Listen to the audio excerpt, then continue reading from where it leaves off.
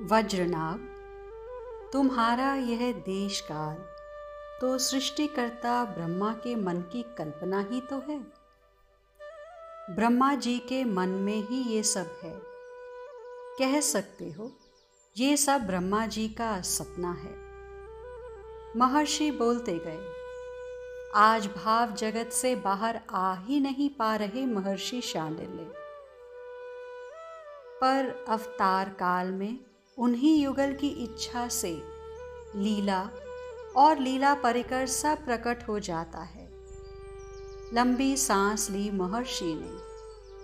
अब अवतार काल समाप्त हो गया है। युगल निकुंज में प्रवेश कर चुके हैं। हाँ, अवतार काल में सबको सुलभ थे युगल, पर अब जो प्रेम से सिक्त हैं वही युगल वर का है। महर्षि शांडिल्य किसी और लोक की बात करने लगे थे। हाँ, पहले तो वो गोलोक धाम में ही पहुंच गए थे। और मनसुख, अभी तक तू सोया है क्या? ब्रह्म मुहूर्त का समय हो गया है, उठ। मनसुख अपनी माता पौर्णमासी के पास कभी सोया ही नहीं। सब गोपियां इसको स्नेह देती हैं। उनके पुत्र मनसुख को छोड़ते नहीं हैं, इसीलिए ये किसी भी ग्वाल सखा के यहाँ सो जाता है।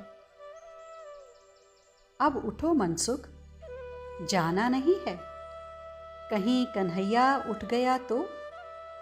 अरे, पहले हमें जाना चाहिए नंद भवन में। क्या ब्रह्म मुहूर्त हो गया? चलो फिर। मनसुख तो कन्हैया का नाम सुनते ही गहरी नींद में भी उठ जाता है। अरे, स्नान नहीं करोगे मनसुख? यमुना में कन्हैया के साथ ही अब तो स्नान होगा। वो तो बस चल दिया। नंद भवन में भीड़ लगी है। ग्वाल बाल सब खड़े हैं। तभी नंद भवन का द्वार खुला। क्यों बालकों, तुम्हें नींद भी आती है या नहीं? सुबह ब्रह्म मुहूर्त भी हुआ नहीं कि तुम सब आ गए।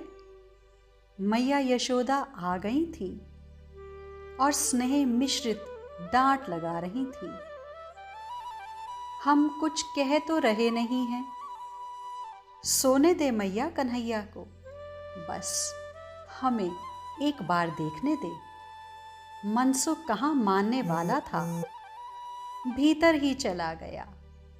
देख, उठाना नहीं।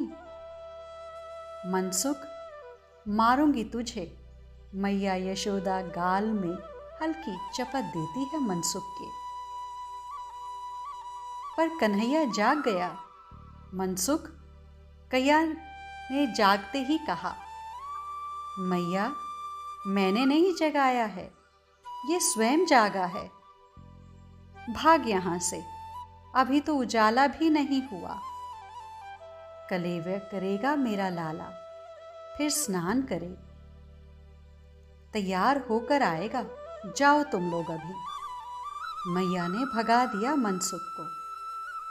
पर बड़ा विचित्र है ये तो। जाते जाते बोला, कन्हैया, हम सब बाहर हैं, जल्दी से आ जा। अब भला कन्हैया का मन लगेगा क्या? जल्दी करके माखन रोटी खाकर घुंघराले केशों को मैया ने सवार दिया है। नीले रंग में पीली पीतांबरी, मोर मुकुट, हाथ में लकुट, फेंट में बांसुरी। उफ, क्या रूप है! महर्षि आगे कुछ बोल न सके। गोलोक धाम की ये लीलाएं नित्य ऐसे ही चलती रहती हैं। ये नित्य धाम है। ये बात आनंद अतिरेक में बोले। फिर महर्षि भाव सिंधु में डूब गए थे। एक दिव्य तेज यमुना में छा गया था अचानक। उद्धव जी प्रकट हो गए थे। हाँ, प्रेमी भक्त उद्धव जी। निकुंजेश्वरी श्री राधा रानी ने ही कृपा की है उद्धव जी पर। इन्हें वृंदावन धाम वास दिया है स्वामिनी जू ने। कृष्णचंद्र जू की आज्ञा से ये बद्रीनाथ गए, पर इनका मन नहीं लगा, चले तो गए और अब फिर आ गए वृंदावन धाम, आ गए कुसुम सरोवर के निकट।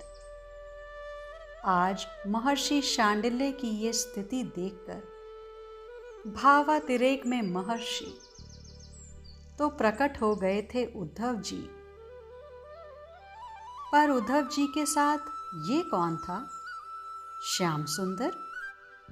वज्रनाभ आनंदित हो उठे। नहीं, मैं श्याम सुंदर नहीं, मैं यमुना हूं। हाँ, कालिंदी यमुना। श्याम सुंदर का चिंतन करते हुए मेरा रूप भी श्याम सुंदर जैसा ही हो गया है, यमुना ने बताया। पर आप प्रसन्न हैं, क्या आपको श्याम सुंदर का विरह व्याप नहीं रहा? वज्रनाभ ने पूछा।